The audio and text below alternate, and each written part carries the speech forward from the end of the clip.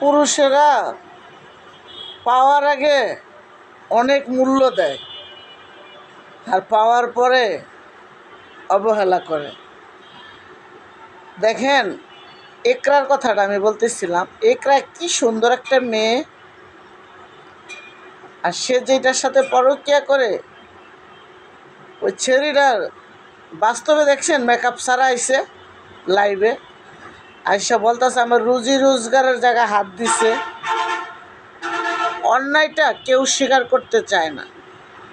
আর ওই আলফিনা কালফিট ওইটা কিছুদিন পর বুঝবো দুনিয়াতে কি হারাইছে, কি ছিল। মাশাল্লাহ, দেখতে যেমন সুন্দর ছিল, কথাবার্তা এমন সুন্দর ছিল। ওর সাথে যে ফুল কত সুন্দর সুন্দর ভিডিওগুলো করছে, এটি ছাড়তাছে, কত সুন্দর না বলেন, কত সুন্দর সংসার। অথচ দেখেন, থাকতে কেউ কাউকে মূল্য দেয় না, মরে গেলে খুব কান্নাকাটি করে, বলে ওই মানুষটা খুব ভালো ছিল। হায় রে মানুষের কি বলবো ভাইয়া, পাওয়ার আগে কি যে ছটফট করে, পাইয়া গেলে অবহেলা করে। এটা হচ্ছে আমাদের এই মানুষের নীতি। নৈতিকভাবে কিছু থাকে না মানুষের কাছে, কষ্ট লাগে। বাচ্চাটার ভিডিওটা যখন আসে না, বিশ্বাস করবেন চোখের পানি ধরে রাখতে পারি না। আমার বাবা চলে যায়, আমি বয়স্ক একজন মানুষ, আমার বাবার পাশে আমি সারা রাত বসেছিলাম। মরে গেছে, সারা রাত্র আমি আমার বাবার পাশে বসা ছিলাম। আমার সবাই উড়াইতে চাইছে, কেন জানি আমার বাবার কাছ থেকে আমি উঠতেই মনটা চাইল না। সারা রাত্র বাবার পাশে ছিলাম, দিনের 12টা পর্যন্ত ছিলাম। তো যার হারায় সে বুঝে।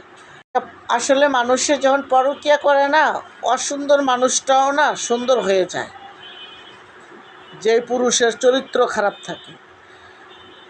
ওর এমনকি নায়কের চেহারাটা দেখেন নাই ভাইয়েরা, কি একটা ছেড়ির লোকে মিলছে।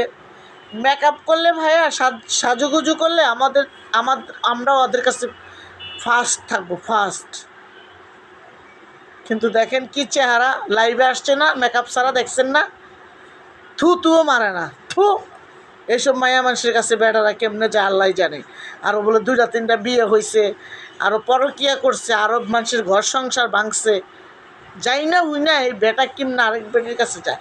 আর এই মহিলাটায় কত বড় বেয়াদ্দপ, কত বড় শয়তানের বড় ভাই, তার বউ বাচ্চা আছে, যাই না এই মহিলা তার সাথে যাইয়া পরকীয়া জড়াইয়া গেছে। মহিলাটারও ধরে না কে রে ভাই? ওই তিথিরে ধরে না কেন ভাই? তিথিরে না ধরবো, হয়তো তো নেপালে আছে, ভয়ে আসে না। ও তো বাংলাদেশে, ও তো দীপ দিদি আর বাপে লাইভে কইতেছে আমার মেয়ে যদি মরে যায় আমি তো মেয়ে পাবো না। আরে তোর মাইয়া তো আরেকজনের ঘর ভাঙছে, আরেকজনের জীবন নষ্ট করে দিছে। একটা বাচ্চাটার দিক তাকাইলে দুনিয়াটা অন্ধকার হয়ে যায়। এই বাচ্চাটা কিভাবে সান্ত্বনা দিবে?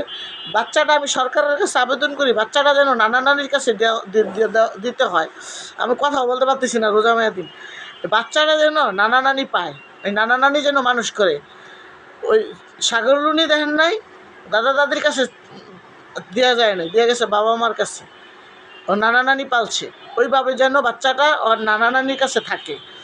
বাংলাদেশের আইনের উপরে শ্রদ্ধা সম্মান রেখে বলছি, আপনারা যখন বিচারটা করবেন তার নানা নানি যেন এই বাচ্চাটারে পায়। তারপর অন্ততপক্ষে মাইয়াটার কষ্টটা ভুলে থাকতে পারবে, মেয়েরা হারানোর ব্যথা কষ্টটা ভুলে থাকতে পারবে। আমি সকল সুপ্রিম কোর্ট বলেন, আইনজীবী বলেন, সকল আইনজীবীদের আমি দৃষ্টি আকর্ষণ করে বলছি, মামলাটা যখন কোর্টে উঠবে তার নানা নানির কাছে যেন থাকার অধিকার পায়। আমি আইনের উপরে শ্রদ্ধা ও সম্মান রাইখা বলছি, এই একরার ছেলে একরার মার কাছে যেন থাকতে পারে, ওদের কাছে যেন না থাকে। ওরা তো পরকীয়া, ওই পরকীয়ার যে ছেলেটার নাম আকরি নাম কি, আমি নামও জানি না, আমি ভুলে গেছি নাম। যাই হোক, ওর কাছে ওর ছেলেটা দিবেন না, রিজিককে দিবেন না। রিজিক ওর নানির কাছে থাকবে, ওর নানি পালবে, ওর নানি অন্ততপক্ষে দুঃখটা কষ্টটা ভুলে থাকতে পারবে, একরার হারানোর ব্যথাটা ভুলে থাকতে পারবে। আর ওই ছেলেটা যেন নানা নানির কাছে থাকতে পারে, সেই অধিকার যেন সব মহলের মানুষের কাছে আমি বলতেছি। আমার ভিডিওটা যার কাছে যাবে বেশি বেশি করে শেয়ার করে দিবেন। পরকীয়া মানুষকে ধ্বংস করে দেয়, পরকীয়া মানুষকে সময় নষ্ট করে দেয়। কি সুন্দর মেয়েটা, আর কি একটা মহিলা দেখছেন, মেকআপ ছাড়া এসে দেখতে বিশ্রী লাগে। ওর সাথে শুইছি কেমন, আর ওরা চুমা দিছে কেমন, আমি এই টেনশনে বাঁচি না। ওরা চুমাটা দিল কেমনে এই ছাড়ায়, লুংরা ছাড়ায়। তাই বলে আরও 3-4টা বেড়া হাতে আইছে। আরে এইসব মহিলারা যে কি খারাপ। কেক কাটতে গেছে গা এই নেপালে, কথায় আছে না ভাই, আমার গ্রামের বাসায় বলে ভাত খাইতে ভাত পায় না, সালন লইয়া টানাটানি, অর্থাৎ তরকারি লইয়া টানাটানি। মানুষ এখন বলে বুবলির লোকে তুলনা করে, নোয়াখালীর মায়েরা বলে এরকমই করে। আর নোয়াখালীর বেটিরা আমগরে লবণ দেয়, কুমিল্লার বেটিরা বলে পরকীয়া করে, জামাই বিদেশ গেলাগা বলে বেটির লোকে পরকীয়া করে। তাই এর মতো নোংরা কুমিল্লার মানুষ। হ্যাঁ, এই যে দেখেন কি একটা অবস্থা করলো। বাচ্চাটার দিকে চাইলে বিশ্বাস করেন অনেক খারাপ লাগে। বাচ্চাটার দিকে চাইলে এত খারাপ লাগে, কিচ্ছু বলার নাই, কিচ্ছু বলার নাই। বাচ্চাটা আল্লাহ বাচ্চাটারে বাঁচায় রাখুক, বাচ্চাটারে মার কষ্টটা ভুইলা যেন থাকতে পারে দোয়া করি। রিজিকের জন্য, রিজিকের নানা নানির কাছে যেন রিজিককে পায়, তার এই ব্যবস্থা যেন সকল মহলের ভাই বোনেরা, আইন মন্ত্রী যারা আছেন তারা সবাই যেন এই কথাটাই বলে, নানা নানির কাছে থাকার অধিকার যেন দেয়।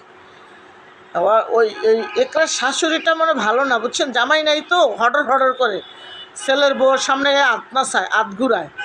কি বলবো ভাই, এরকম মহিলারা প্রত্যেকটা, এরকম শাশুড়ি প্রত্যেকটা ঘরে ঘরে আছে।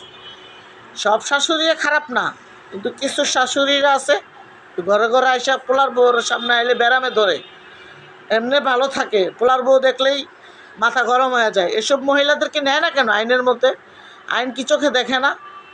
200 টাকা চুরি করলে দিয়ে আইন দেখি গাছের মাঝে বাইন দেয় পিঠায় সরে, আর কোটি টাকা চুরি করলে দিয়ে কিছু বলে না।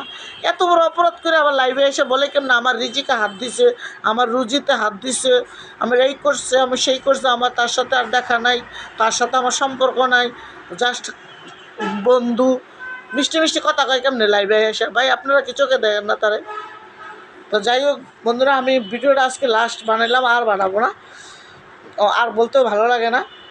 তো তোমরা যে যেখান থেকে আমার ভিডিওটা দেখছো বেশি বেশি করে শেয়ার করে দিবা।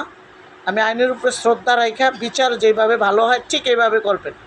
ওরা জানি অপরাধীরা ছাড়া না পায়। আর আমাদের দেশে পরকীয়াদেরকে আগে যেন বিচার হয়, পরকীয়া মহিলাদের আগে বিচার হওয়া উচিত। মহিলাগুলো অনেক খারাপ, স্বামী আছে, ছেলে মেয়ে আছে, বউ বাচ্চা আছে, যাই নাও এই পরকীয়া লিপ্ত হয়। কী এমন ভ্রমর, কী এমন মধু তার ভিতরে আছে, চেহারা কি